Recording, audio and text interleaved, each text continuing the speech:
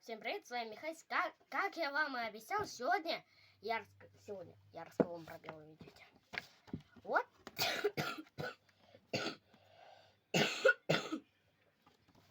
Вот этого красавца. Ну, если его можно назвать красавцем. Ладно, погнали. Ну, а закасли, извините, я просто сейчас болею, и поэтому ролики будут уходить не так часто, потому что, ну, трудно выпускать ролики, когда болеешь. Вот так вот, белый медведь — это хозяин Африки. Самый большой сухопутный хищник, живущий на данный момент. Его дом — льдины и берега Северного Ледовитого океана. Белый медведь, как и все виды медведей, умеет плавать. Но по оценкам ученых, через некоторое время белые медведи станут, ну, как бы так сказать,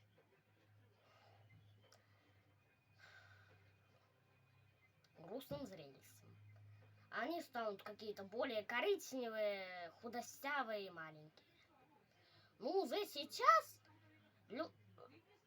А все потому, что, короче, в Арктике потом начнут таять ледники. И они будут уходить дальше на север. И потом будут... И некоторые особи будут спариваться с бурыми медведями. Из-за этого и будет такой окрас. Сейчас такие медведи сплошь имеются. Популяция белых медведей на Чукотке одна из самых больших в мире. Белый медведь, как никто другой, приспособился жить в крайне суровых условиях. Ну да, если ты в Арктике, то тогда ты должен быть приспособлен к очень суровым условиям. Ему не страшны ни морозы, ни снег. И это самый крупный хищник, обитающий на суше. Ну, что я вам и говорил в самом начале видео. Конечно, не в начале видео, но... Мех очень плотный и густой. Светлая шуба помогает белому медведю маскироваться на фоне снега. Зачем ему маскироваться, если в природе, кроме людей, у него нет природных врагов? У него нет. Зачем ему маскироваться? А людей там не так уж и много. Только факты. Длина тела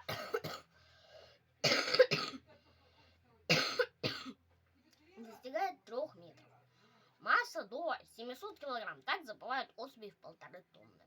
Ну, это очень редко, когда они такие вот жирные. Живет, ну, уже вам понятно, в Арктике. Ест тюленей, иногда падаль и отбросы.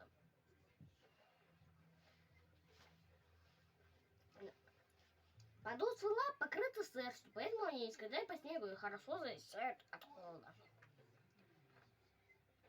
Когти длинные для удерживания добычи. Белый медведь кажется тяжелым и неповоротливым. Но на самом деле это не так. Ловкости и проворности этого зверя можно только позавидовать.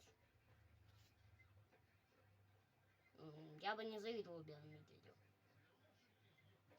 Знаете почему? Потому что в Арктике единственные люди, которых там живут, они будут просто очень сильно вызываться. В прошлом видео я рассказывал про морзей. Ну, вы помните про как морзы полезны людям. У них именно в пропитании. Из желудка там всякие бубны делают. Ну, вы поняли. Если вы смотрели прошлое видео, то обязательно должны вспомнить, что я там вчера говорил. Несмотря на большой вес, он прекрасно бегает, легко и долго плавает. Использует широкие лапы, как весла. А еще миски, выдающиеся ныряльщики. В поисках рыбы они погрузаются в ледяную воду с открытыми глазами, задерживая дыхание до 1 минуты. А вот задерживание дыхания я бы позавидовал. У меня рекорд 20 секунд. Ой, пишите в комментариях, какой у вас самый большой рекорд дерзания, задержанное дыхание под водой. Гроза северных ледов. Белый медведь опасный сосед для человека. Когда он сыт, только сам безобидно существо на планете. Он может кувыркаться в снегу, перекатываться с бока на бок. Вызывая умиление, но даже в такие моменты с хищников лучше не пересекаться. Белые медведи не раз нападали на полярные экспедиции. В начале видео я говорил, что я белым медведям не завидую, потому что их люди истребляют. Теперь я понял, что наоборот, они людей истребляют. Ну, все равно не завидую. Они часто приходят в полярные городки и устраивают невероятности. Связь с этим важно, чтобы за лишних людей не было свалок. Отбросы рамка для хищника.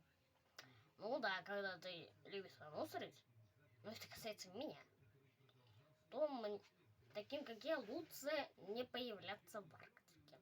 Иначе будет плохо. Образы есть. Что нам только осталось? Только почему они нуждаются в защите и их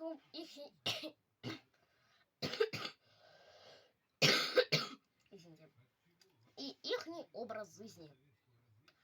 Ну, так вот, белые медведи живут на дрейфующих льдинах и на припайном, то есть неподвижном льду, где охотятся на тюленей. Обычно они подстерегают добычу возле лунок. Как только теле высовывает голову, медведь носит удар лапой и тянет жертву на лед. А вот с морозом он может справиться только вне воды. Летом белые медведи предпочитают жить на суше. Они не брезгуют падалью. И иногда разоряют склады полярных экспедиций.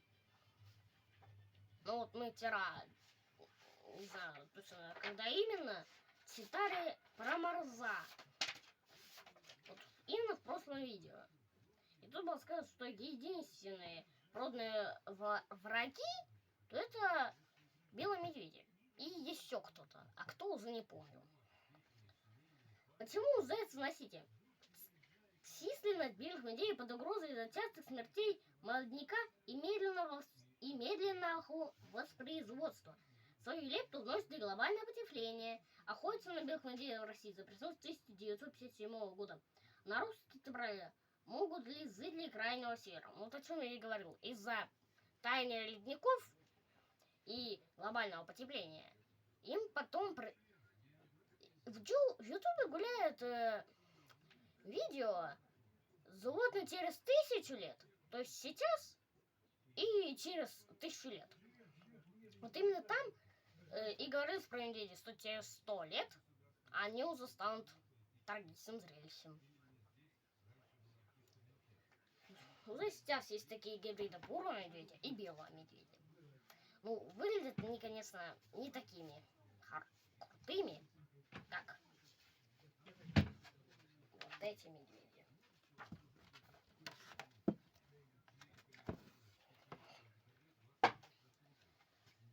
Ну, на этом мы заканчиваем. И еще, я бы хотела добавить на наш канал...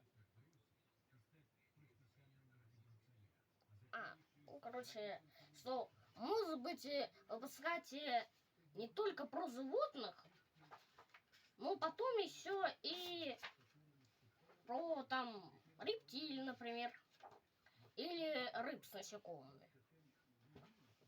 Ну, пишите свое мнение в комментариях. Я их все читаю, но пока-то ни одного нет. Да, конечно.